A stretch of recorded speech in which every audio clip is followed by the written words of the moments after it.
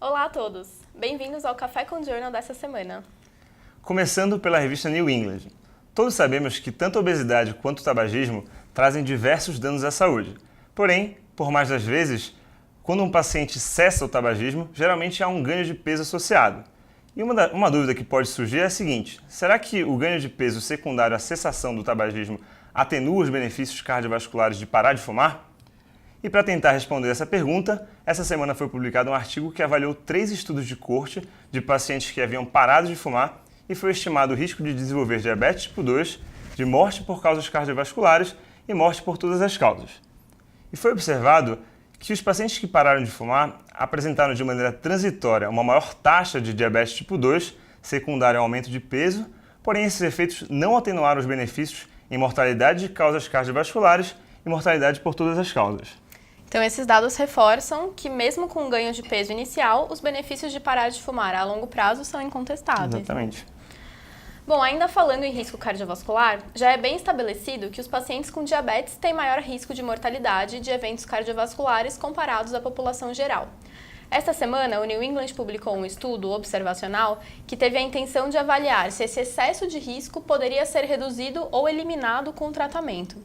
Foram avaliados mais de 270 mil pacientes diabéticos em prevenção primária e os dados comparados a mais de 1.350.000 pacientes controles.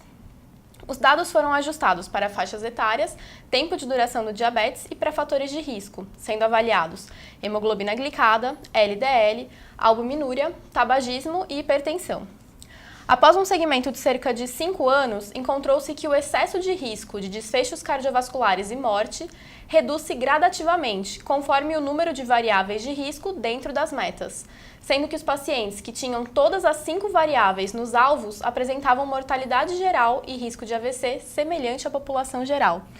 O risco de infarto era reduzido com relação à população geral, porém o risco de hospitalização por insuficiência cardíaca mais elevado.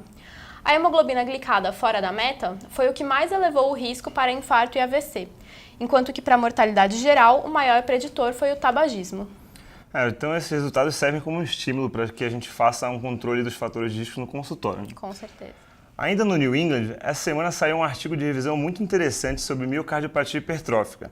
O artigo aborda tópicos desde a fisiopatologia, ressaltando o componente genético da doença, passando para as formas de apresentações clínicas e concluindo com o manejo terapêutico, comentando sobre a anticoagulação em pacientes com FA, as opções de redução de septo com miectomia ou alcoolização em pacientes com a forma obstrutiva, aborda ainda pontos sobre o implante de CDI nos pacientes com maior risco de morte súbita e, por fim, comenta sobre a possibilidade do transplante cardíaco. O artigo é extremamente didático e vale a leitura.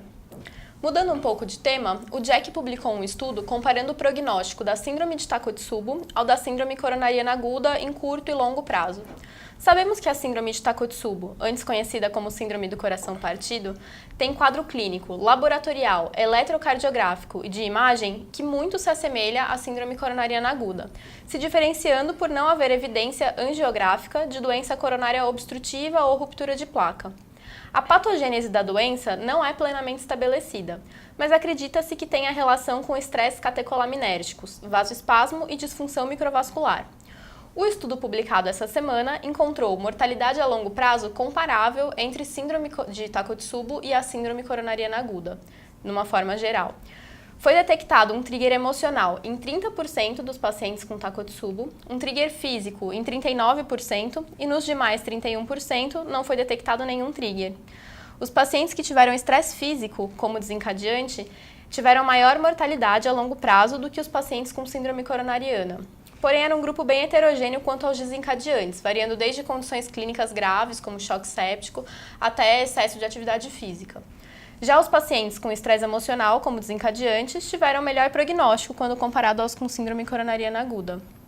Muito legal esse paralelo entre Takotsubo e DAC, destacando o prognóstico nos pacientes com Takotsubo. Sim.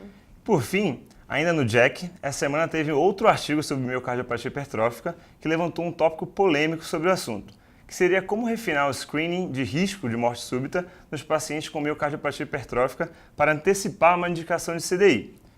O estudo avaliou cerca de 1.500 pacientes sem disfunção ventricular, com risco de morte súbita baixo ou intermediário, e esses foram submetidos à ressonância magnética cardíaca com gadolínio e foi observado que a presença de realce tardio acima de 15% foi associado com maiores taxas de desfecho combinado, avaliado que no caso era de morte súbita e necessidade de implante CDI.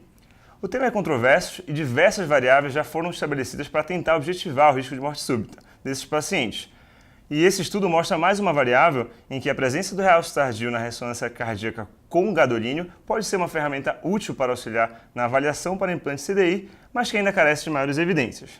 Por hoje era isso, até a próxima. Até mais.